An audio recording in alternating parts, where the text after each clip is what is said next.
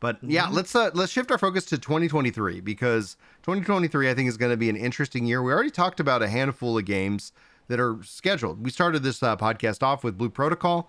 The 2023 release window, for the global Amazon published deal here, is that there's going to be a beta in the spring, and the game's going to release in fall 2023. It is releasing in Japan in 2023, so there could be a natural trailing of content to what is out, from the developer to when does it finally come to the global edition. A la Lost Ark, but not in a 3-year kind of trajectory like it was last time. But I think 2023 is going to be interesting, an interesting year for MMOs. Other handful of games that are slated for 2023. You got Throne of Liberty, and that's another one that they said they're targeting. Ashes. Ashes is not slated for 2023. Ashes is slated for next year. And the funny thing about the phrase next year is when we roll over into 2023. Next year. But it will one day release. I do believe that. I legitimately believe it will one day release. I just believe that it will release as a partially featured beta and then take like Fortnite levels of time to make it to completion. You really think Fortnite double dipped? Fortnite double dipped for a long time. They're like, did we do something well? Did you give us an award? Because we're kind of amazing. Did we do something poorly? Oh, it's a beta. It's like I felt like they were in beta forever. They could still be in beta for all I know. Like Fortnite just is one of those games. They're like, it's season 28 of beta. Like it's like, what are you guys doing? I don't see that, at least from I was listening to a Narc video yesterday where he was talking about how like the community's now frustrated at Ashes. Oh, that's in my watch list. Yeah. I haven't finished it. I was just kind of think to it while I was working. Narc. And he's preposterous. Oh yeah, I think that's the hook, right? Like you're like, do you guys have a friend that you like? Hey, when we go out drinking, be sure you invite so and so because they're ridiculous. Yeah, in a fun way. In a fun way. Yeah, you're not gonna ruin your night. He like showed up in flip flops and dress socks and was like, "What up, boys?" I don't know. You got the voice. To get crazy. You got the voice. You've been listening to a lot of Narc. No, but he was talking about how my reactions are talking about why he's wrong, but like I like him. Oh yeah, like at its core, I disagree strongly. Major whiff. Like please keep uploading. Yeah, please don't stop uploading. I listened to his video and I was like, this is. I hang on your every word and then disagree with all of it. And disagree because like he said something and he was talking about like even if it takes another 10 years, like people want a game made by passionate devs, and I was like, oh my gosh, like, he's not alone. I've heard other people make those kind of points, and I'm just like, I think if the game is great, people are going to look back and say that was the secret sauce. But if the game fails, I don't know where you fall back to. I don't know, like, if the game struggles, if the game isn't good, if the game doesn't deliver on everything that you thought it could, like, you have a friend that's a passionate baker, but you can't choke down one of their muffins, they're not going to be successful. I know that passion is the fun ingredient to talk about. It's the heartwarming story on the nightly news. But it's not what determines a game's success. And plenty of games fail with passion. Yeah. And plenty of games with passion, plenty of games are successful with what feels like a lack of passion. It just doesn't, it's not the best predictor. Mm-hmm. It's just not. It's not. Like, can you release content on time? Well, I just wasn't feeling passionate today. I needed a day. Well, then you're not going to do well in the MMO space. Like you have to have content. You have to have content. Look at all the people who said they were not going to play WoW. And I'm not talking like, just generic statistics. Go look at people who uploaded public videos to the internet saying, I'm not playing Dragonflight. And then go look at what directory their Twitch channel is in right now. Like, content wins. Content wins. Always wins. Content always wins. There's people who have their individual, like, thing, but wins. It's like, gosh, it's not everybody. It's a black hole, man. It's not a zero number, and it's not like there are people who had very strong reasons not to play, who are like, well, I mean, if everybody else is playing it. I guess. Well, and that's another aspect of the social kind of like within a hype cycle, like outside of hype, the real question is Right, there were tons of people who said they'd never play this weeb game, and then they're like, "Oh, guys," and then they're like, "Oh, man, content wins." Yeah. Especially good content on time. And like during a hype cycle, it really just it draws a lot of people in. That's why I'm always interested what happens after the hype. What is it when it all everything kind of calms down and plays. And that's why one of the things I've often really been like respectful of somebody, like just when somebody comes in and it's like a 0.3 patch, you know, like we know the 0.3 patch. We have the live letter date announced for the 23rd of December. And you know, they did move it up. Well, good for Haps. Yeah, I said they're not moving it up. It's the 30th because the 30th is 11 days before. That's the right number of days before. But Haps said they're not going to do it that close to New Year's. They're going to move it up to the 23rd. Yeah. Well, you end up having like within the Christmas to the New Year's, like it's hard to get people during that week because it's very quiet, very slow. So like even in development, I've always been like, why are we here? Like, why isn't this just like a week off? Because it's like, can you do anything? No. Like, because the guy I need is on vacation, doesn't come back until January, you know? So it's like, it's always been a weird month. And I had a boss, dude. And I was like, stop trying to have go lives on the first, you know, the 2nd of January. Set it for the 15th. Like, please. But every time you do this, like, we're all just like, we're barely surviving. Because it's like, even the people we need on their end aren't at work. So it's like, how's it coming? It's not. You're paying everybody overtime to not be successful. So please, just 2 weeks after 2 weeks. But we will see with in 2023, 14's got 3 big patches pretty much on slate and FanFest. That's going to be big. Soulframe, people are assuming that Soulframe is going to be launching 2023. Like when I was looking up the article, just to kind of like think about all the games out there, I was like, gosh, like they just put a lot of names on here, like Ashes of Creations on there for 2023. I just don't see that happening. RJ2. I believe that it could release with partial features in 2023. I do believe that's possible. I think that goes against what Narc thinks that is one of the key differences. But they have said over and over, it's going to launch full featured, ready to go, day one, with no bugs and no server issues. Which anybody who's a fan of games that are older than 10 years old, I have somebody over on Gaming Kinda that has gone nuts and has left a comment on every single video I think I've ever published within the last 24 hours. And so my app comment feed is just their name telling me over and over. And yesterday it was a different person doing the exact same thing. So maybe they just have 2 accounts. That's our bot. Oh, no. It's not the same comment. Oh, okay. They're ripping each video. And so person number 1. Thanks for watching. Yeah. I like engaging. So I'm talking. But person number 1 had some disagreements with a statement I made, and then let me know that statement was wrong in varying ways over each video. Person number 2 told me that all of these 10-year MMOs that I play are worse than Embers Adrift. Embers Adrift released in October this year. Like, how are you? So, like, I don't know anything about it, but I can tell you there's no way I can confidently, without looking it up, say there's no way a game that released in October. And he's like, yeah, they don't even have like a cash shop, and they do weekly updates. And it's like, okay, well, get back to me in 10 years. Like, even if everything you're saying is true, like it's been like 60 days. Like you can't like Embers has the weirdest strategy. Like, they're not doing any marketing. So you gotta kick that out a little, because so like to say Ashes is going to be able to do all these things that people who are 10 years old haven't done. I mean, you would embarrass an entire industry. So I'm rooting for you, but for you to come in and say, we're going to out server Amazon.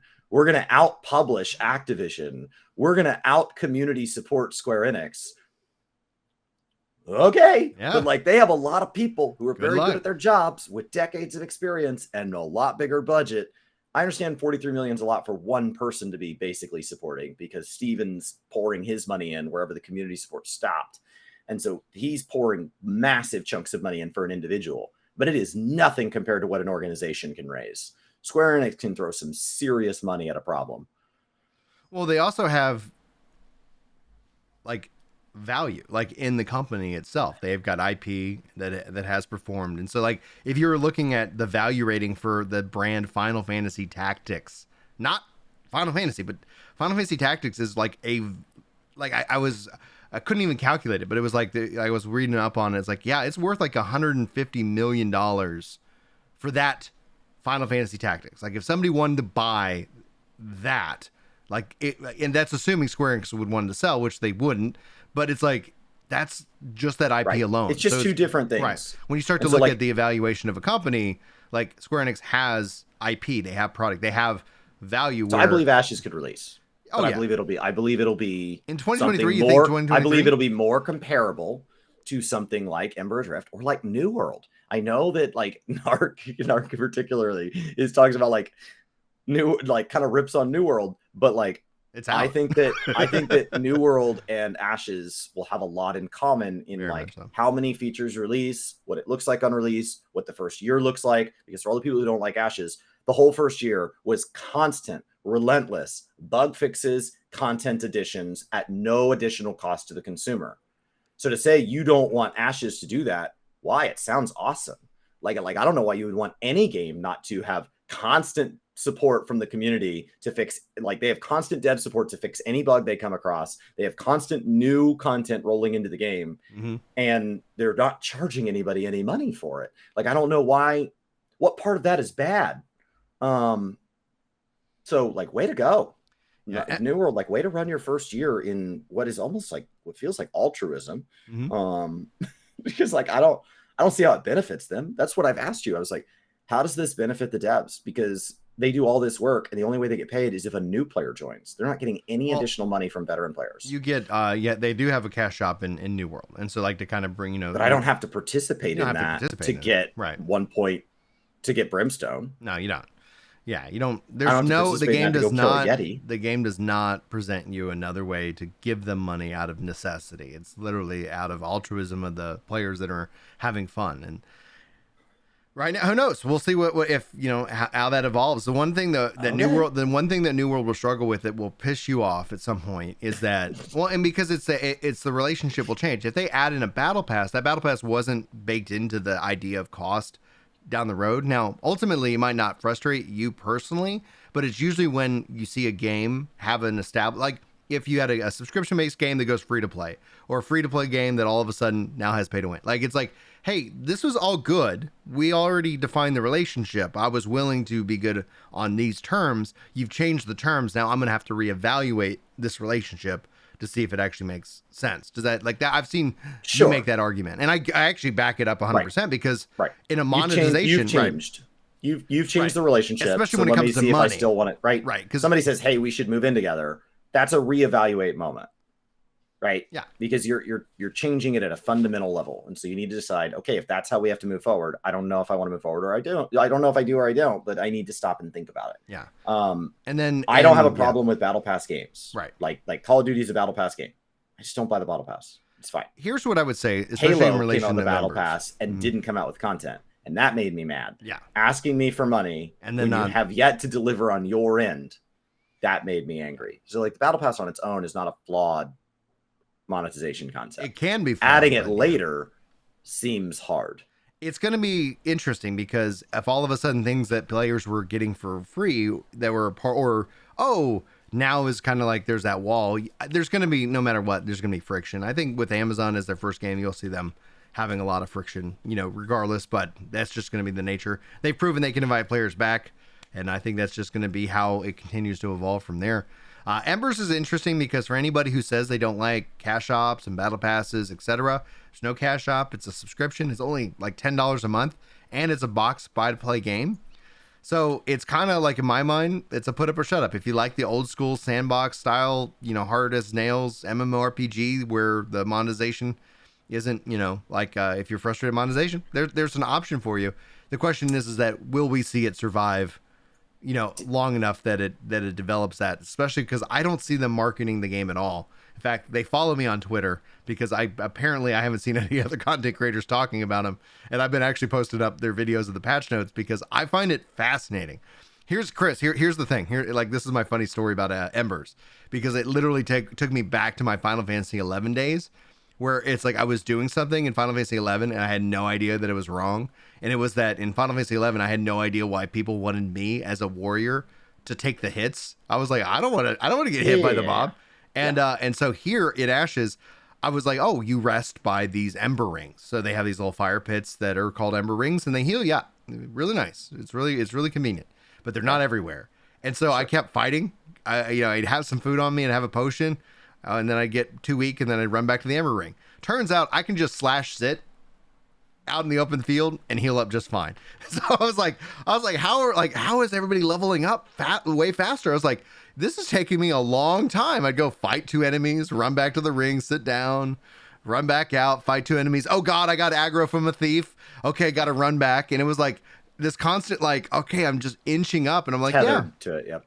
And then I was like, oh, turns out I can just sit down and heal. I was like, okay. So as far as Battle Pass being added, yeah, my understanding is that ESO added ESO Plus later. Like they had a rebrand and they added a subscription, not an optional Battle Pass. Yeah. They added a subscription. They did. That when I talk to ESO players, say, if you're going to play the game seriously, it's mandatory. So like, how was that received? Because that's what New World would run into if they added a Battle Pass. It's the same fallout. That's your test study to look back at within modern MMOs. What happens if you change the game? Now, Destiny changed the game like every 8 months. Don't look at them because they don't know what's happening either. Look at ESO, because that's somebody who made like a paradigm shift and has stuck with it. I think it actually was received poorly, but then with their model of content coming out every year, the content washes over frustration. Oh, because new things to do. What matters, right? And because content is king, and then the fact is that every year, like clockwork, new ESO expansion. So it's like it gets to the point where you're like, oh yeah, if that did frustrate you, had you leave back in the day, at some point it's like, oh man, like I do want to play the third expansion. I haven't played 3 expansions worth. I can jump in and I can start playing and have a really good time. Do you think we're going to see Pantheon Rise of the Fallen here in 2023, or is that just another Ashes that's going to kick out to 2024? That one looks further out. Well, the thing is, that one looks further out than Ashes. So unless they're just keeping it close to the vest, that one looks further out. It looks more. They've been showing, when they show something, it looks like they're showing tech demos. Mm-hmm. People get really mad at like tech demos because they want to compare them to actual gameplay, which is why you don't release those. It's why Grand Theft Auto was so against that leak, because then people go, looks like the trash, and it's like, yeah, it looks like a game that's in development. Why do you think they didn't freaking release this footage? Like it's not magic, you know. Like you're building like a birdhouse for your daughter for her birthday, and then she like busts into the garage when you have all the parts laid out and goes, doesn't even look like a birdhouse. It's like, then runs out, and you're like, because it's not like I'm not done. Yeah, Arcade 2 is targeting 2024 clearly in that regards, and it's funny that it's on a list here, 2023 MMOs. Oh, looking for content. I think overall, when you start to think of kind of the big ones, I think Blue Protocol and Throne of Liberty are on lock for 2023. Does Final Fantasy 7.0 make it into 2023? 2023? No way. 7.0? Not a chance. I don't think so, but people ask, and I heard people speculating it would. No. Anybody who's saying that it's coming, 7.0 is coming in 2023 is setting who's ever believing them up for kind of a world for hurt. And then PSO2 getting new zones and updates. I need to get caught back up on PS2. PSO2, I keep it up to date. Like I every time there's an update on Xbox and Steam, it's always like, yep, prioritize this update. I want to jump back in, and I have yet to. Maybe I'll get to spend some time with it over the holidays. So I'm going to see here. Play around. I just want to toss 14 in there in case it was showing up on one of those lists. Because with JP FanFest, not until 2024. Right. There's no way they're launching. No way. There's no way they're launching and then having a fan fest. So, and to answer Distinct's comment, do people still complain about cash shops MTX when it existed back in the 360 days? Yes, and they are adults, and they speak about it like they are not adults, and it's such an interesting and difficult conversation to have because we've been playing We've been playing this Hot Wheels racing game that we have on Xbox with the kids. Absolutely freaking love it. But it keeps asking them to spend money because it's like, hey, you could open these loot boxes that have these cars and the kids are having fun. And I'm just like, no. Can I just buy all the cars? Can I, in-game currency? That's fine. I don't care. But it's like, oh, there's all this, like, let me just buy all the stuff, not individually, like buy them one at a time. And then that's the only downside. So it is a game that we play together as a family. and they're not playing to get by on their own. Because I was like, they're just, oh yeah, Dad, we can just buy that. Like, no. That's how they get you, kids. We've already bought the game. Like we could talk about getting all of this, like, but I'll buy it as a bundle. I'm not going to sit here and spend 99 cents on all these little virtual Hot Wheels, but we're having fun with it. But yeah, like a lot, that's where it gets concerning. I think parents definitely need to be aware of how these games are monetizing the kids. But outside of that, like it does, as a content creator, I see it all the time. People will come in and it's like, oh, I can't believe that they're charging for this cosmetic. I remember back in the day when games were 5 minutes and you got them like every 2 years. It's just like they remember the past way more fondly, and they forget that arcades existed before all of this. There was only a small window in which these companies could not monetize us in another way. And that in and of itself, people lock as like this pure form of video games. When before it was like you paid a quarter or more by the life, and then as soon as the internet was like, hey, okay, we figured out how we could bring the arcade into the home. And then it's like people kind of remember like there was 5 years where like they didn't, or I bought the game and there was never anything else I could spend money on in that game. No, they have been trying to make money at the business of making games in every way that is possible. Once it became possible to accept money digitally and trade for goods distributed digitally, they moved to that immediately. Immediately. Yeah. And there's Lo-Fi also Girls getting a whole Rocket League patch and skin. Yeah. They're also, I heard, we're pressing records. It's awesome to see Lo-Fi Girl on YouTube just having immense success. If you guys want some chill music to listen to in the day, go listen to Lo-Fi Girl. If any sponsors want to pay us to talk about the things we already like, feel free. But if you don't, we might just have to still tell people that we like you anyway. So we don't really have a lot of bargaining room here. But yeah, I would like to be paid for the things I'm already recommending. But yeah, Lo-Fi Girl's amazing. Lo-Fi Girl's amazing. Chris, you're going to be back on stream this coming Wednesday. Is there anything else you want to share before we wrap up today's live show? We're publishing still to Gaming Kinda, I believe, while I'm gone. And so like I've published Moogle's Homestone event, I think is the next video going live. And that's going to break down all 10 of the Moogle Tombstone events that will have ever happened and look at the patterns. There's some things about this Moogle Tombstone event that are unique, but a lot of them are actually repeats. I can also tell you right now that the next Moogle Tombstone event, I believe, will be April 24th, and it will be the Hunt for Mendacity, and that will be going into patch 6.4, which will be May 23rd. And that means that would be announced mid-April. And so that is when we would go into the Hunt for Mendacity, which we can start to predict what is in it. So by looking at those 10, it was like a nice spreadsheet nerd breakdown. And we had a lot of fun making it. So that's it. I mean, all right, guys. Thanks so much for hanging out with us this Friday morning, covering Game Awards, Blue Protocol, talking about the future of MMORPGs. We will be back with you guys next Wednesday for our next live show. So thanks so much. We hope that you guys have a fantastic weekend. I'll be live over on Twitch tonight if you want to come by and hang out.